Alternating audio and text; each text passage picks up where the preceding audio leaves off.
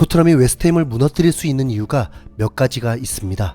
우선 웨스트햄 팬들도 경기 후 커뮤니티에서 보면 유로파리그 세비야와의 혈투가 매우 큰 타격이었다고 입을 모으고 있고 120분 연장까지 치르면서 3일 만에 다시 토트넘과 경기를 한 것 치고는 경기력은 나쁘지 않았다고 평가하고 있습니다. 모예스 감독도 손흥민과 케인이 너무 강해서 그렇지 웨스트햄도 잘 싸웠다고 평가했습니다. 어쨌든 체력적으로 매우 지쳐 있다 보니 치명적인 실수가 나오게 되죠. 경기 종지부를 찍은 손흥민의 세 번째 골은 크레스웰이라는 윙백이 멍하니 서 있다가 옵사이드 트랩을 쓰지 못하고 제대로 당하게 되었습니다. 혹시 2대1로 패배하나 더 골을 먹나 똑같다고 생각했을까요? 네. 그리고 두 번째 웨스트햄의 패배 요인은 바로 첫 번째 주마의 자책골 때문이라고 볼 수 있습니다. 웨스트햄은 3일밖에 쉬지 않았음에도 전투력이 좋아서인지 토트넘을 상대로 전혀 밀리지 않았습니다.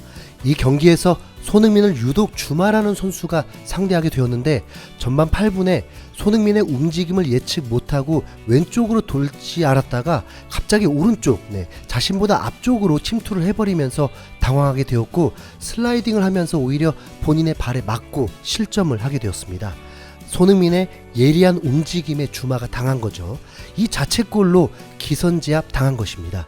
손흥민의 12호 골 상황에서도 케인의 스루 패스가 너무 좋긴 했는데 주마가 손흥민의 스피드에 전혀 따라오지 못하다가 손흥민이 볼을 잡을 때는 이미 주마의 위치가 골대와 직선이 되지 못하면서 손흥민의 왼발 슈팅이 좀 더 수월할 수 있게 되었습니다. 이 주마라는 선수 그렇게까지 무시받을 만한 수비수는 아닌데 프랑스 국가대표도 지냈을 정도로 유능했고 2014년 첼시와 계약하면서 임대를 지내다 이번 시즌 웨스트햄과 다시 계약을 한 선수였습니다. 유로파리그 16강전에서도 풀타임을 뛰었고 웨스트햄의 주전 센터백 선수입니다. 그런데 이 주마가 손흥민에게 제대로 당하게 된 거죠. 손흥민에게만 당한 것이 아닙니다. 6만여 명의 토트넘 관중들에게도 당하게 되었습니다. 주마가 볼을 소유만 하면 엄청난 야유가 쏟아지면서 주마를 비난하게 되었습니다. 그 이유는 이 선수가 지난달에 절대로 해서는 안 되는 동물을 걷어 차버리는 행동을 했고 그 영상이 유출되면서 일파만파 대형 사건이 되었습니다. 스폰서였던 아디다스도 계약 철회를 하고 구단에서도 벌금을 받게 되고 현재 기소까지 된 상황입니다. 사실 본인이 원해서 게재한 것이 아니라 형이 올리게 되었고 이미 시간이 지나 사라지기도 했는데 한 네티즌이 영상을 저장하고 더선에 제보하면서 사태가 커진 것입니다. 어쩌면 12번째 선수인 토트넘 팬들의 도움으로 주마를 멘붕에 빠뜨린 것도 있을 것입니다. 멘붕에 빠진 주마는 손흥민에게 복수를 감행하죠. 고의인 듯 아닌 듯한 상황인데 토트넘의 코너킥 상황에서 볼을 소유하고 있던 골키퍼가 내려놓자 약속이라도 한 듯 주마가 앞에 있는 볼을 걷어찼는데 손흥민이 맞아버린 것이죠.